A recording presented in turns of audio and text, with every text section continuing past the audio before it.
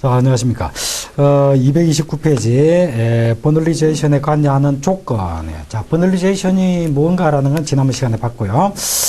그 조건을 한번 봅시다. 이제 체화 이렇게 나와 있는데, 체화라고 하는 것은 싹을 틔운 종자를 말합니다. 체화 종자면서. 체화라고 하는 것은 싹을 틔운다 이 말이거든. 그래서 종자 춘화를 할 때에는 종자근의 시원체인 백체가 나타나기 시작할 무렵부터 체화하여 처리한다 이렇게 되어 있죠. 그래서 체화에서 그 도표가 있는데 도표 바로 위에 종자 춘화를 할 때는 종자근의 시원체인 백체가 나타나기 시작할 무렵부터 체화하여 처리한다 이런데, 바로 이 백체가 나온단 말은 이 종자에서 그 하얀 싹이 조금 돋아나는 거, 이 하얀 싹이 돋아나죠. 그게 백체입니다. 백체. 그래서 백체가 나타나기 시작할 무렵, 다시 말하면 싹 틔운 종자를 춘화한다 이 말입니다. 자, 처리 온도와 시간 했는데, 일반적으로 겨울 작물은 저온이 필요하고 여름 작물은 고온이 필요하겠죠. 그래서 왜냐하면 겨울 작물이다라고 하는 말은 겨울을 거쳐서 소위 말해서 하와가 분화된다 이런 이야기거든. 그러니까 겨울을 거친다 이건 온도가 낮아야 된다. 그래서 저온 처리를 필요로 한다 이런 이야기입니다. 그래서 이런 경우에는 저온 처리를 하는 춘화를 해주는 것이고, 그다음에 여름 작물의 경우에는 주로 이제 여름에 온도가 높은 그런 온도 높은 단계를 거치고 나서 개화가 이루어진다 이런 말이니까 높은 고온 처리가 필요하다. 그래서 이때는 고온 버널리제이션이 필요하게 되는 것이다. 자, 일반 작물의 경우는 추파맹류는 체화 종자를 0도에서 3도씨에서 30 내지 60일간 이렇게 처리해 볼 필요가 있다. 그 다음에 벼의 경우에는 37도씨에서, 그러니까 벼 같은 경우는 37도씨다라고 하니까 이거는 고온 처리를 하는 겁니다. 옥수수는 20도에서 30도, 그 다음에 콩의 경우에도 20도에서 25도. 그래서 콩이라든지 옥수수라든지 벼, 이러한 체화 종자에 대한 춘화는 이건 고온 춘화다라는 걸 아까 전에 봤죠. 그 다음에 배추라든지 봄무, 시금치 이런 건 다 저온 처리를 해줘야 되죠. 그죠? 그래서 배추는 마이너스 2도에서 마이너스 1도, 봄무의 경우는 0도씨 부근, 시금치는 1도 내지 2도 이렇게 되겠습니다. 자, 그 정도로 기억하시고요. 자, 그다음에 산수 한번 봅시다. 우리가 이제 춘화 처리를 한다 이렇게 할 때 우선 산소가 부족하면은 호흡이 제대로 이루어지지 못합니다. 호흡하기 위해서는 산소가 필수적이죠. 그래서 호흡이 제대로 이루어지지 못하게 되고, 이렇게 되면은 버널리제이션의 효과가 지연되거나 아예 발생되지 않기도 한다. 그래서 이 춘화 처리를 하는데, 다시 말하면 버널리제이션을 하는 데 있어서 산소는 필수적인 요소다 이렇게 볼 수가 있습니다. 그래서 산소가 부족하면은 이러한 버널리제이션의 효과가 나타나지 않는다 이렇게 봐야 되겠죠. 자, 그 다음에 광선. 고온 버널리제이션의 처리 중에는 암흑 상태에 보관하여야 하지만 저온 버널리제이션 하에서는 광선은 아무런 관계가 없다 이렇게 되어 있죠. 그래서 우리는 일반적으로 춘화 처리를 한다라고 한다면 일반적으로 저온 처리를 말합니다. 그래서 일반적으로 저온 처리를 말하기 때문에 일반적인 춘화 처리의 경우에는 광선이라고 하는 것은 고려할 필요가 없다. 광선이라는 고려할 필요가 없다. 그런데 이제 특이하게 이런 고온 버널리제이션을 해야 될 경우, 이럴 경우에는 고온 버널리제이션을 해야 될 경우에는 광선이 없는 상태에서 보관되어야 한다. 그래서 암흑 상태에 보관되어야 한다 이런 이야기입니다. 그래서 고온 버널리제이션의 경우에만 광선이 없는 그러한 상태에서 버널리제이션이 이루어져야 된다라고 하는 거예요. 자, 그 다음에 이춘화와 재춘화.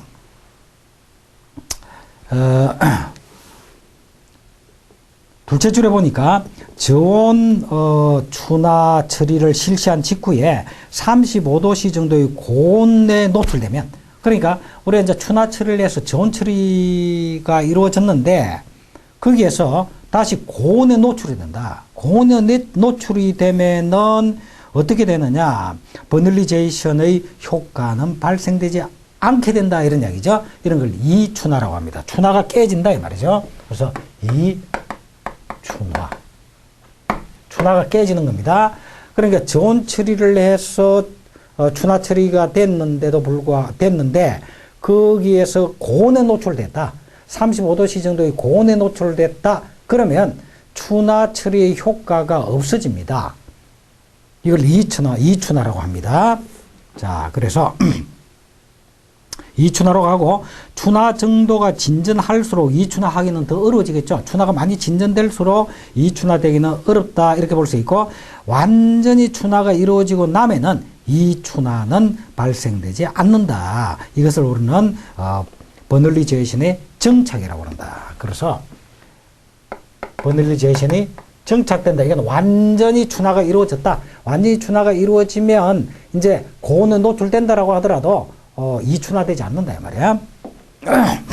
자, 그리고 이춘화 후에 다시 저온 처리를 하면 다시 완전한 버널리 제이션이 되는데 이걸 재춘화라고 한다. 재춘화도 가능하다.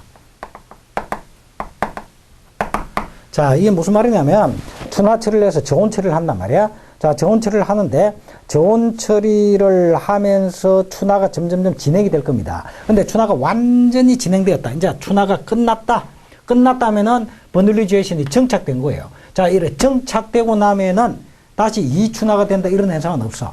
그런데 완전히 버널리 제이션이 정착되기 전에 고온에 노출됐다. 그러면은 버널리 제이션의 효과가 없어집니다. 이걸 이춘화라고 그래요. 그런데 이춘화가 되었다라고 하더라도 다시 저온 처리를 해서 춘화시킬 수도 있습니다. 이걸 재춘화라고 합니다.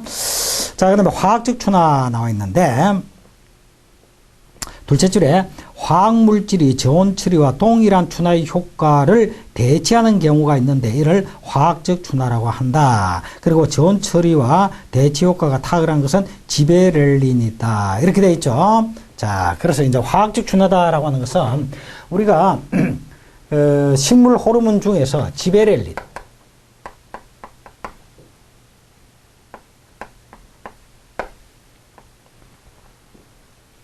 지베렐린은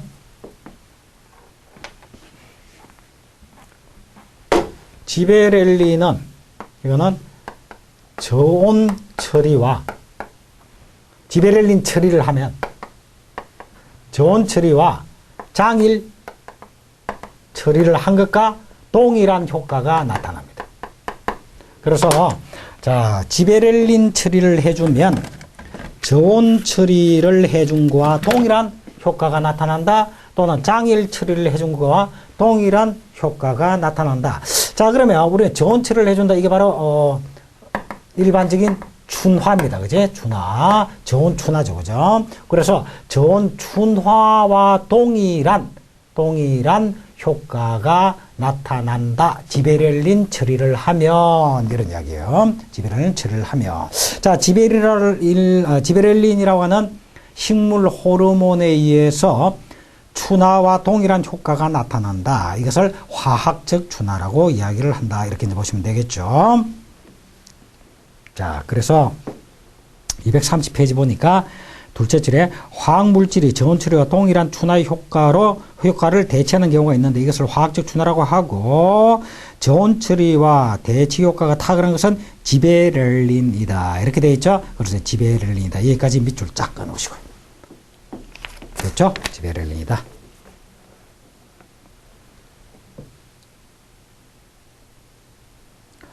자, 그 다음에 버널리 제이션의 기구 이렇게 되어 있죠. 자, 그러면 이런 춘화 현상이 나타나는 시스템이 어떻느냐라는 걸 지금 이제 한번 보자 이런 이야기입니다.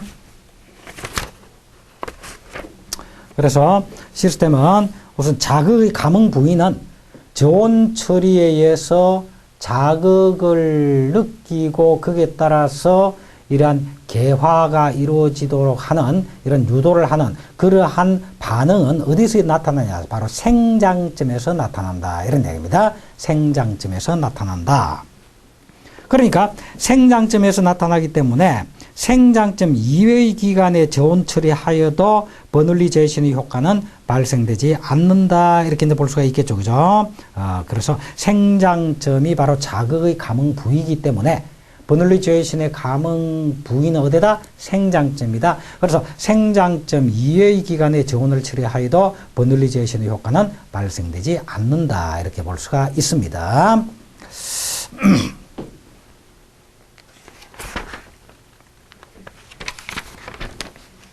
자, 그 다음에 231페이지. 추나의 재배적 이용을 한번 봅시다. 첫째, 추파맹류에 있어서 추나를 하지 않으면 출수할 수 없는 성질을 추파성이라고 한다. 이렇게 되어 있죠. 그래서, 자, 추파맹류에 있어서 추파라고 하는 것은 가을에 파종한다 말이에요. 가을에 뿌린다. 그래서 추파맹류의 경우에는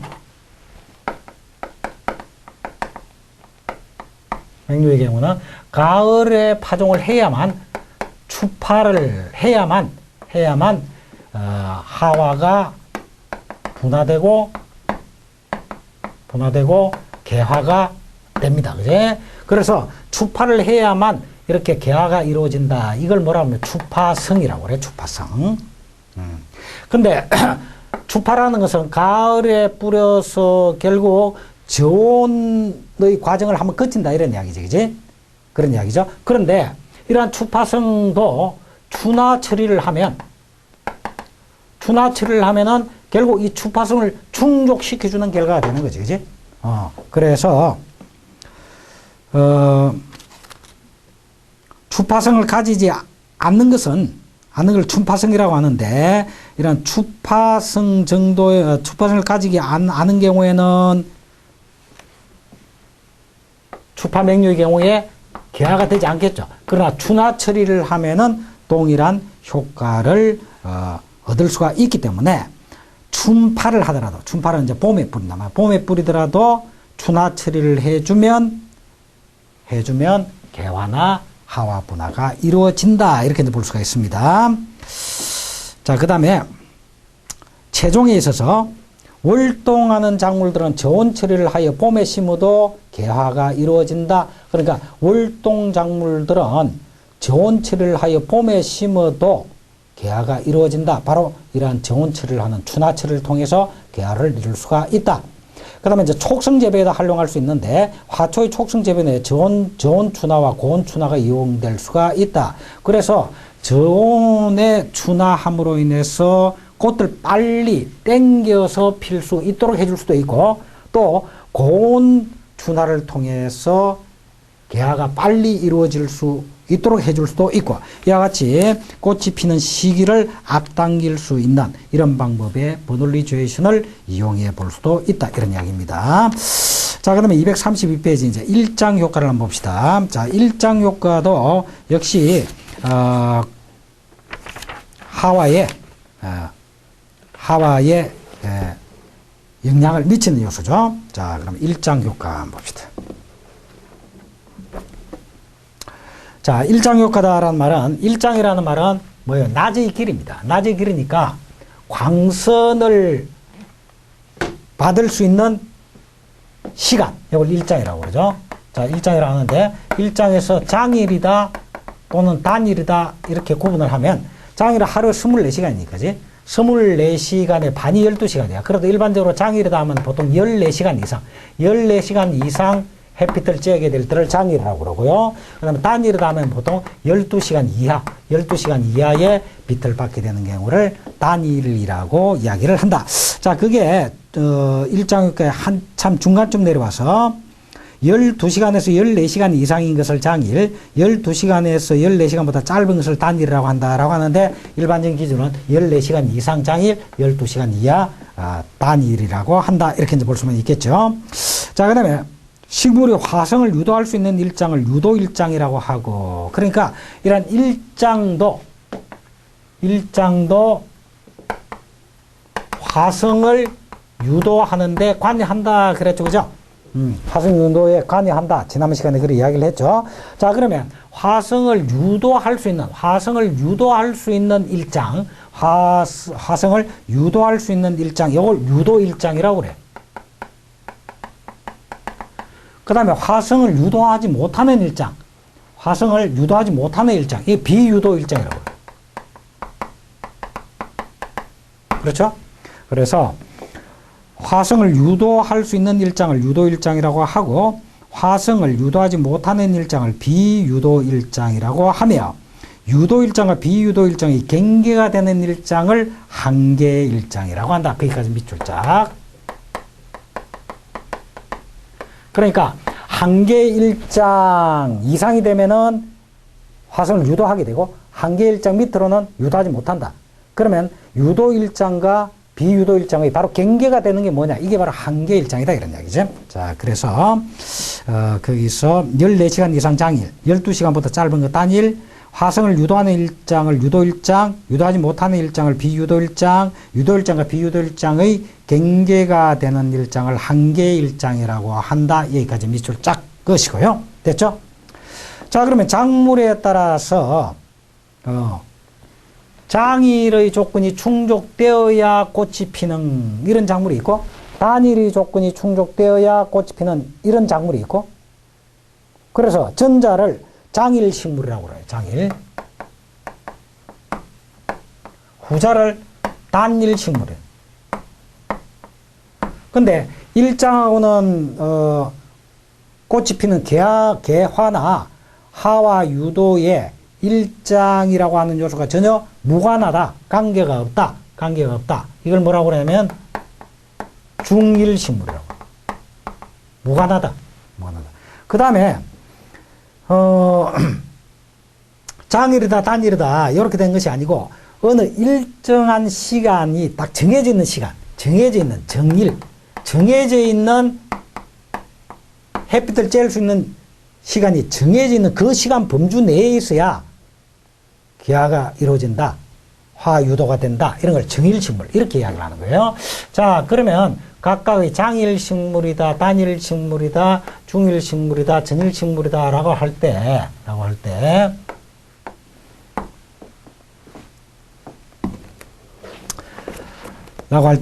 최적 일장, 가장 화유도에 적절한 최적 일장은 어디에 포함되며 한계 일장은 어디에 포함되는가? 이걸 한번 정리를 해보자 말이야. 자, 장일식물의 경우에는 장일일 때 개화가 유도됩니다. 그러니까 최적 일장은 당연히 장일 쪽에 있겠죠. 그렇죠. 그리고 한계 일장은 요 장일 요 이상의 일장이어야 꽃이 핀다라고 했으니까 이것 이상이어야 된다라고 하는 그 경계점은 어디에 있냐면 이거는 단일 쪽에 있겠죠. 그럼 단일식물은 반대지. 그러니까 단일식물은 최적 일장은 당연히 단일 쪽에 있을 것이고 한계 일장은 장일 쪽에 있을 겁니다. 그런데 중일식물은 뭐라고 그랬죠? 중일식물의 일장하고는 관계가 없다라고 그랬죠. 일장하고 무관하다고 그랬죠. 일장하고는 무관하다고 그랬죠. 자, 정일식물의 경우는 어떻게 되냐면 몇 시간부터 몇 시간 사이의 일장일 때만 꽃이 핀다. 이렇게 되는 거야. 그러니까 몇 시간에서 몇 시간 사이 요 범위에 포함되는, 다시 말하면 뭐 1시간에서 13시간 요 사이에서만 꽃이 필 수 있다. 뭐 이런 식이란 말이죠. 자, 이런 식이 되니까 이건 한계 일장이 요것 이상이어야 되고 요것 밑이어야 된다라니까 한계 일장이 양쪽에 다 있는데 두 개나 있는데. 그래서 두 개의 한계 일장을 가진다. 이걸 정일식물이라고 그럽니다. 자, 그러한 내용들을 쭉 정리를 해놨는데 한번 봅시다. 장일식물은 장일 상태에서 개화가 유도되고 촉진되는 식물을 장일식물이라고 한다 이랬죠. 그 밑에 유도일장의 주체는 장일 쪽에 있고 한계일장은 단일 쪽에 있는 거죠.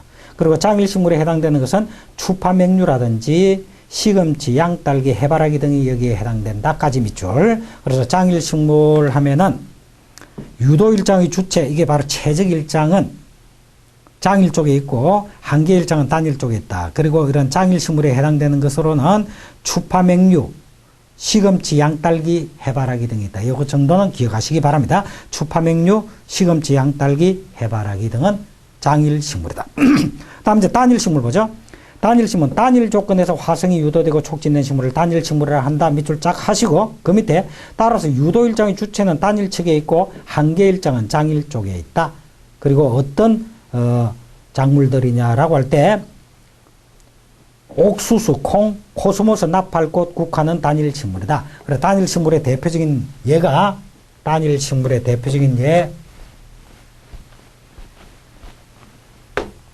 단일 식물의 대표적인 예가 국화. 국화는 시험에 좀 잘 나옵니다. 그 다음에 코스모스, 나팔꽃,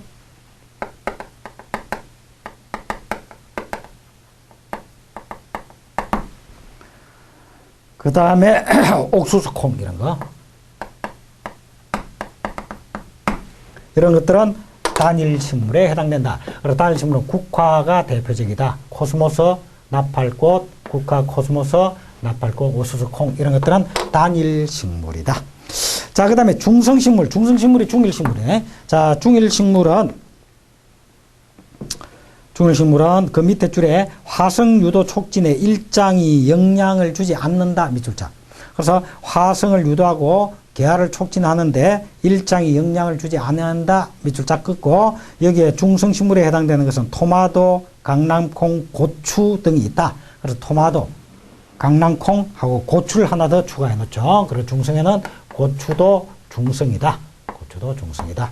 그래서 토마토, 강낭콩, 고추 등은 중일 식물에 해당이 된다. 자, 그 다음에 정일 식물이다라고 하는 말은 좁은 범위 일장에서만 화성이 유도 촉진되며 두 개의 한 개의 일장이 있다. 이렇게 되어 있죠. 그 밑줄 자 끄시고 예를 들어서 사탕수수의 경우는 일장이 12시간 45분과 12시간의 좁은 일장 범위에서만 개화를 한다. 그래서 사탕수수의 예를 들었는데 정일의 대표적인 것으로 사탕수수는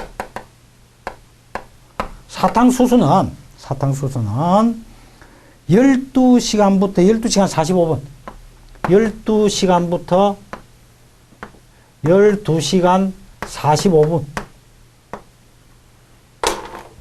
자, 그러니까 사탕수수의 경우에는 개화가 이루어지는 꽃이 피는 그 범위를 보면 12시간보다 일장이 짧으면 꽃이 안 피어. 12시간 45분보다 일장이 더 길어도 꽃이 안 피어. 그러니까 12시간에서 12시간 45분 요 사이에서의 일장에서만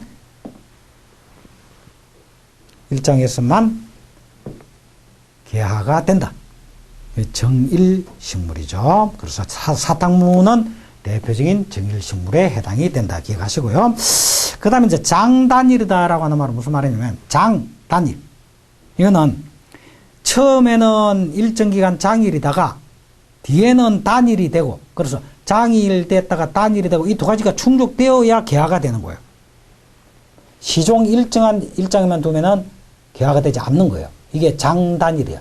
장단일은 처음에는 장, 뒤에 단. 그지? 장단일. 대표적인 것이 밤에 피는 자스민입니다. 밤은 단일이죠. 밤은 단일에 해당되니까 그때 꽃이 피어요. 장단일이니까. 그래서 밤에 피는 자스민. 이거는 장단일 식물에 해당된다.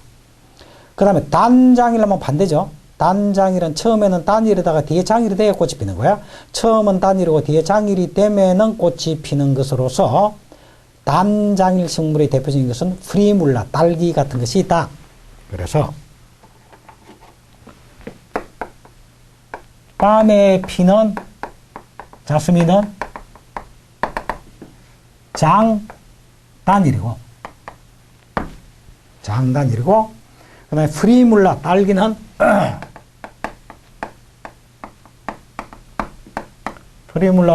반대로 단장일이다. 단장일이다. 자, 이 정도는 여러분들이 기억을 하시기 바랍니다. 자, 그 다음에 일장 효과에 영향을 미치는 조건들 쭉 나와 있는데, 자, 일장에 영향을 미치는 조건들로는 첫째, 발육 단계. 자, 발화당초의 어린 식물은 일장에 감항하지 않으면 어느 정도 발육 단계에 진전돼야 감항합니다.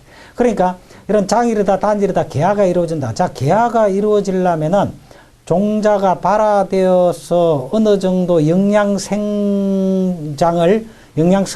쭉 하고, 그래서 이제 영양성장이 이루어져서 생식성장으로 전환되려는 그 단계의 이야기란 말이야. 그 단계의 이야기이기 때문에 발화당초의 어린 식물에서는 이런 일장에 대한 감흥이 나타나지 않습니다. 그래서 발화당초의 어린 식물은 일장에 감흥하지 않으며 어느 정도 발화 단계가 진전되어야 가능한다. 밑줄 그으시고, 그러나 발화 단계가 더욱 진전하게 되면 점차 감수성이 없어진다. 그것도 발육 단계가 더욱더 진전되어 가지고 너무 진전되어도 일장에 대한 반응은 이제 줄어든다. 그래서 발화 당초의 어린 식물은 일장이 감항하지 않으며 어느 정도 발육 단계에 진전되어야 감항하고, 그러나 발육 단계가 더욱 진전하게 되면 점차 감수성은 없어진다. 여기까지 밑줄 그으시고요. 그 다음에 처리 일자. 우리가 이제 단일 처리를 한다. 또는 장일 처리를 한다. 그렇게 하면 개화가 된다. 발화가 유도된다. 그런데 단일 처리를 며칠 동안 해줘야 되느냐, 또는 장일 처리를 며칠 동안 해줘야 되느냐, 이런 문제입니다. 자, 그래서 233페이지에 처리 일수에 하나, 둘, 셋째 줄 보면 독고마리에서 1회의 처리로는 하와 행성하는데 64일이 소요되지만은 연속 단일 처리를 했더니 곱히는데 13일이 소요되더라. 그래서 연속 처리를 해주니까 그만큼 더 일장 효과가 빨리 나타나더라 하는 걸 알 수 있고, 그 다음에 코스모스는 5 내지 11회의 단일 처리 후에 장일 조건에 옮기면 일부만 개화하지만 12회 이상 단일 처리하면 장일 조건으로 옮긴다라고 하더라도 모든 꽃이 다 개화하더라, 이런 이야기입니다. 그러니까 코스모스는 단일 식물이야. 그러면 단일 처리를 해주면 꽃이 필 거야. 근데 12회 이상 단일 처리를 해줬더니 장일 조건 하에서도 꽃이 피더라.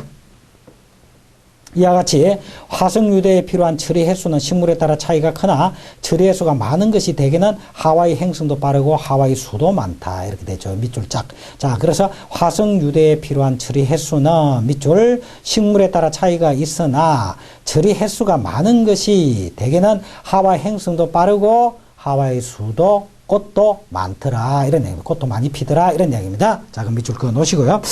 그 다음에 온도 영향. 단일 식물인 콩은 단일 처리 시 온도가 화시 55도일 때는 화분화가 억제되고 65도에서 75도일 때는 화분화수가 가장 많게 되더라. 그러니까 이런 일장 효과도 온도에 의해서도 영향을 받더라. 그 말입니다. 그래서 뭐 일장 효과도 온도에 의해서도 영향을 받는다. 그 정도로 체크하시고요. 그 다음에 광의 강도.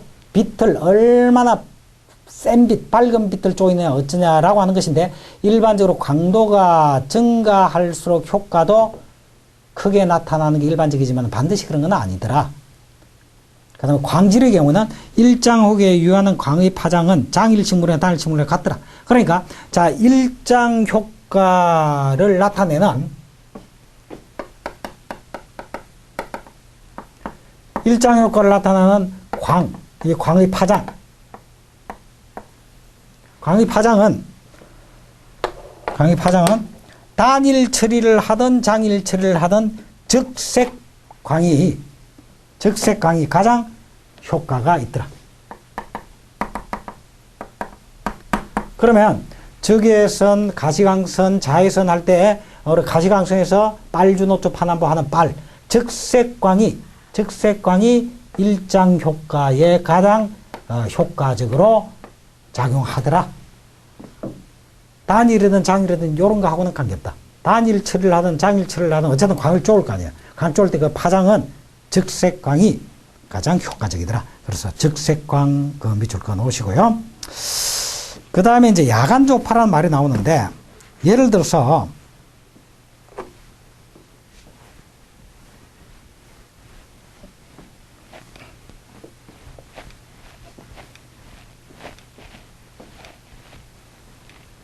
자, 예를 들어서 우리 만생종 콩을 한번 봅시다. 만생종 콩의 경우에는 암기 속에, 다시 말하면 이거는 단일 장일한테 빛이 쪼이지 않는 기간입니다. 암기가 16시간 되면은 꽃이 핍니다. 개화가 됩니다. 개화가 됩니다. 자, 그런데 지금 단일의 조건, 암기라면 단일 조건. 이런 단일 조건을 암기를 한 7시간, 예를 들어서 암기를 한 7시간 했다. 하다가 여기에 빛이, 광이 들어왔다. 조사가 됐다. 빛이 비춰졌다. 그리고 요 뒤에 또 한 9시간 암기를 유지했다. 그러면 따지고 보면 이것도 16시간이 되니까 개화가 돼야 될 거 아니냐? 라고 하는데 안 되더라. 안 되더라. 자, 이럴 때 우리 이제 암기, 이게 나이트, 밤이단 말이에요. 나이트. NIGHT, 나이트, 야간이 이 광이 비춰짐으로 인해서 깨져 버렸다. 브레이크 됐다. 그죠? 브레이크 됐다. 이걸 야간 조파라고 그럽니다. 야간 조파. 야간이 브레이크 됐다. 야간 조파라고 그래. 자, 이러한 야간 조파가 나타나면 전체적인 암기의 시간이 아무리 길다라고 하더라도 이러한 야간 조파가 나타나면 일정 효과는 나타나지 않더라 라고 하는 겁니다. 이걸 야간 조파, 나이트 브레이크라고 한다, 이런 얘기죠. 자, 거기에서 거기에 대한 예를 한번, 우리 교재에 나와 있는 거, 교재에서 뭐 설명을 잘 하고 있으니까 그 예를 한번 쭉 살펴봅시다. 암기야 야간 조파에서 하나, 둘, 셋, 넷, 다섯, 여섯, 일곱, 여덟, 아홉, 열째 줄 내려가면 단일 식물의 연속 암기 중간에 광을 조사하여 암기의 요구도 이하로 분단하게 되면 암기의 합계가 아무리 길다 하더라도 단일 효과는 발생하지 않는데 이것을 야간 조파라고 한다. 그러니까 이 경우에 자, 7시간, 9시간, 예를 들어서 여기서 또 라이트 브레이크가 있고 여기 또 10시간이다. 나이트 브레이크가 있었다. 그러면 아무리 암기를 26시간 해도 개화가 이루어지지 않는 거예요. 근데 물론 여기서부터 해가지고 여기서부터 쭉 계속해서 16시간 했다라고 하면 개화가 되겠지, 이때는. 암기 16시간에서 개화가 되기 때문에. 그죠? 이런 이야기입니다. 이것을 야간 조파라고 한다. 콩의 만생종에서 맹기 11시간, 암기 16시간이 개화 유도에 가장 효과적인데 암기 중간에 1분 이상의 강한 광을 조사하여 연속 암기를 8시간 이하로 분단하면 개화하지 못한다. 개화하지 못한다. 됐죠? 자, 이거 밑줄 끊으시고. 됐죠? 자, 그렇게 해서 우리는 일장 효과에 대한 내용을 쭉 봤고 여기서 나이트 브레이크에 대한 내용도 살펴봤습니다. 자, 이번 시간 여기까지 하고 자, 다음 시간에 그 뒤에 연결해서 하도록 이렇게 하겠습니다. 자, 이번 시간 여기까지 끝나겠습니다. 수고했습니다.